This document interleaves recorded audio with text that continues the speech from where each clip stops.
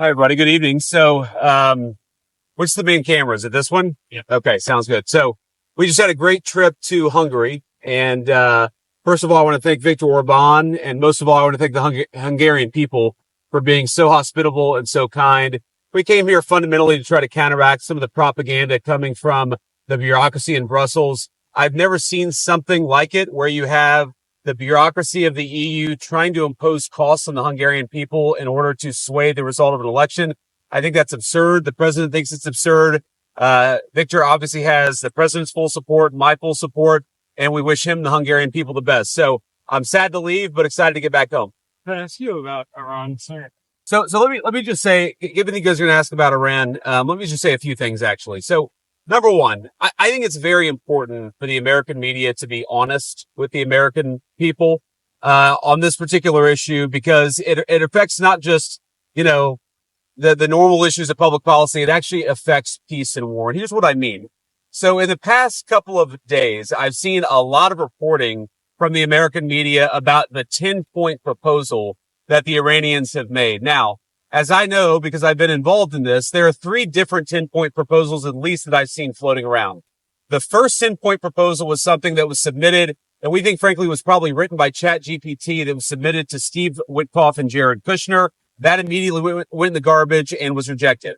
There was a second 10-point proposal that was much more reasonable, that was based on some back and forth between us, between the Pakistanis, and between the Iranians. That is the 10-point proposal that the president was referencing in his truth yesterday. And then, frankly, I've seen a third 10-point proposal that's even more maximalist than the first 10-point proposal that's been floating around various social media channels. Now, here's what's interesting about all this, is that I've seen various organs, the New York Times, CNN, others, pick up and run the original 10-point proposal based on little more than a random Yahoo in Iran submitting it to public access television in the country of Iran, and then them saying that somehow represents the negotiating position of the government. It's the equivalent of somebody in, let's say, a Democratic councilman in Boise, Idaho, saying something crazy, the local public access TV picking up that crazy statement, and then the New York Times running that as the position of the president of the United States. It doesn't make an ounce of sense. What's happening on the ground in Iran is that you have clearly the position of the government, which is to negotiate with the United States of America. You have the position of the president of the United States, which is to send the negotiators to Pakistan and engage in this good faith negotiation. And then, yes, you have some crazy people at the fringes of the Iranian system who are leaking anonymously, either for propaganda purposes or because they're embarrassed or because they don't like what happened. And the final point, when I say they don't like what happened, what we know is that the United States accomplished its military objectives. What we know is the United States could have imposed significant additional military and economic costs on Iran and still has the capacity to do so. But we thankfully at this point, I think, have a ceasefire thanks to the leadership of the President of the United States. We have the Iranians promising to open the Straits of Hormuz, and we have a negotiation that's supposed to start this weekend. That's the truth. I think it's a good first step. We're going to see if we can make more progress here in the days to come. So you're negotiating partners. partners. Go ahead. Yeah. Because there seems to be a disagreement about whether Lebanon was included in this proposal. And the Speaker of the Parliament, who you're going to sit across from the table from in Islamabad, it's just said that he thinks negotiations would be unreasonable while that war is ongoing. So would you ask Israel to hold off strikes to allow some space for these talks? Well, first of all, I know there's been some conversations between the Israelis and the leadership of our country today. I haven't been involved in that because I've been busy doing stuff in Hungary.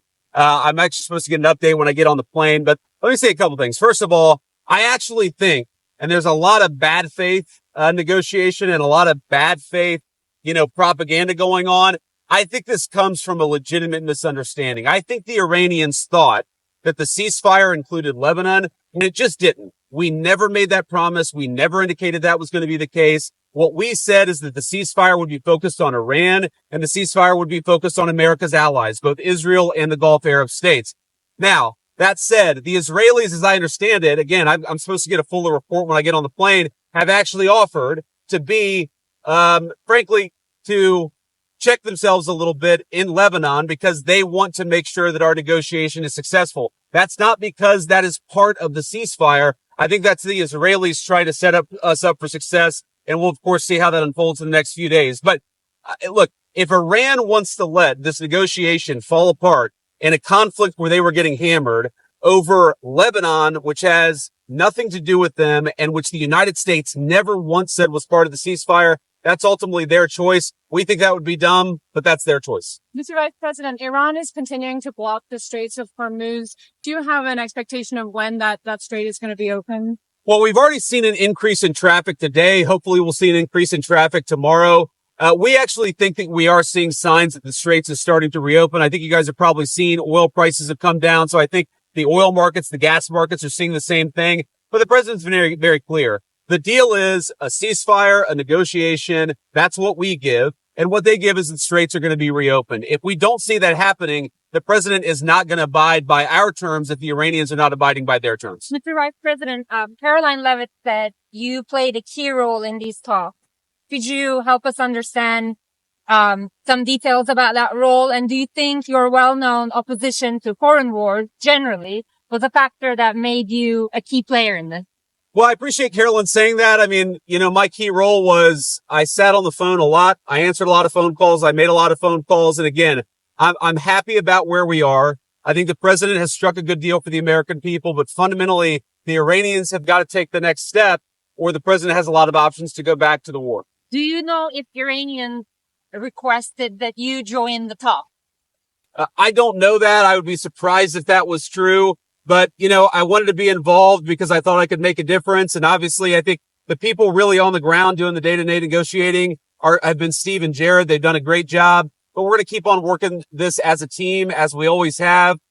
Pete's been very helpful with the various military elements of this. Marco's obviously been extremely involved. We work as a team. We work effectively. And, I've been on the phone a lot the past couple of days, but we're glad to be where we are. Mr. Vice President, how is the United States accomplishing its stated objective of ensuring Iran doesn't have a nuclear weapon ever if they still have highly enriched uranium? And what's the plan to get the uranium out?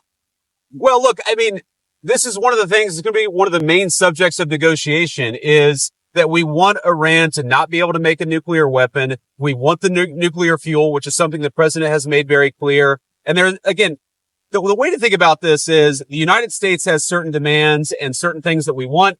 The Iranians have things they can get out of the negotiation. The more that they're willing to give us, I think the more they're going to get things out of this negotiation. The president's talked about sanctions relief. The president's talked about economic partnerships and things like that. That's not going to happen unless the Iranians make a firm commitment to stop anything close to the development of a nuclear weapon. And frankly, the president has all the cards here. We've got a lot of leverage. We've got a lot of things that we can do. But right now, I think that we're in a good spot. Is the threat to wipe Iranian civilization off the map still on the table? Is it fair to keep 90 million Iranians under that threat for the actions of their leaders? Well, look, the leadership is really to blame for the condition of the country in Iran. The president of the United States has made very clear that the United States has a lot of leverage here. We have economic leverage. We've got military leverage. What he's trying to do is make sure the American people are safe and strike a deal that's good for the American people. I encourage the Iranians to come to the table seriously. We've seen some signs that they're going to do that. We've seen some signs of bravado. Fundamentally, we're in a good spot. They're reopening the straits. We have a ceasefire. And frankly, if they break their end of the bargain, then they're going to see some serious consequences. But wiping them off the map is different than an economic leverage or military leverage. Why is that kind of language useful in this kind of scenario? Well, again, the president of the United States is saying that unless the Iranians do the right thing, he is going to have some serious consequences for the regime. We obviously don't want the people of Iran to suffer, but we have a lot of leverage the president of the United States could use. And it's why I think it's so important for the Iranians to be negotiators in good faith. Okay. X has been abuzz the last couple of days with a Free Press story saying that senior Pentagon officials in January, including Rich Colby, brought Cardinal Pierre into the Pentagon.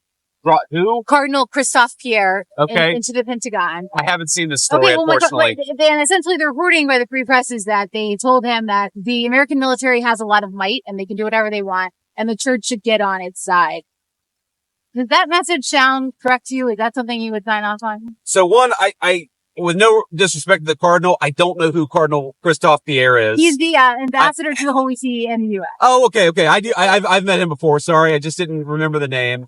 I've never seen this reporting. I'd like to actually talk to Cardinal Christophe Pierre and frankly to our people to figure out what actually happened.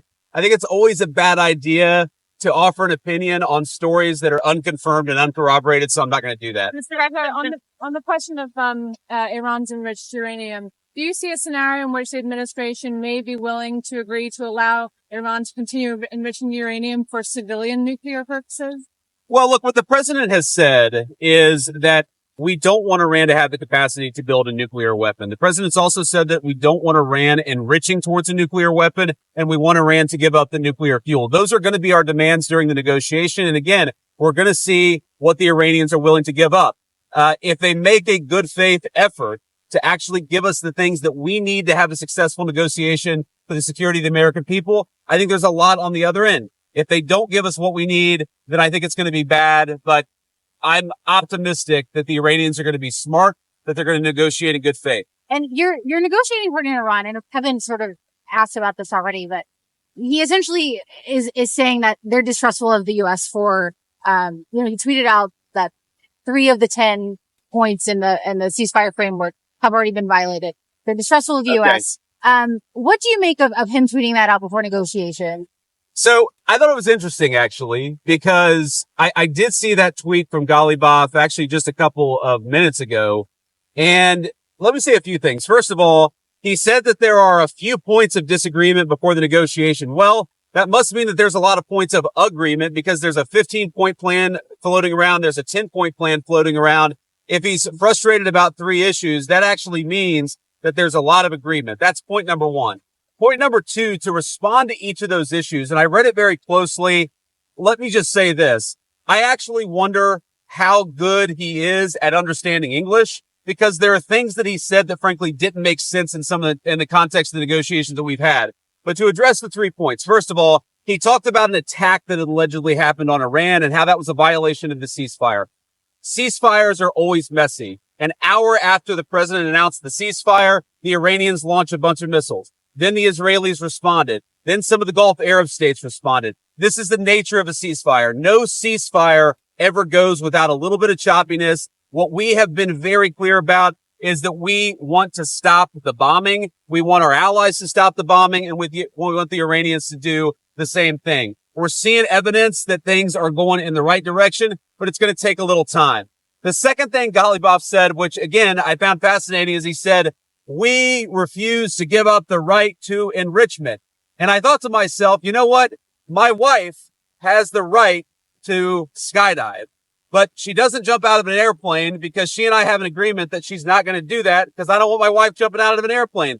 We don't really concern ourselves with what they claim they have the right to do. We concern ourselves with what they actually do. And I think the president's been very clear on the enrichment question.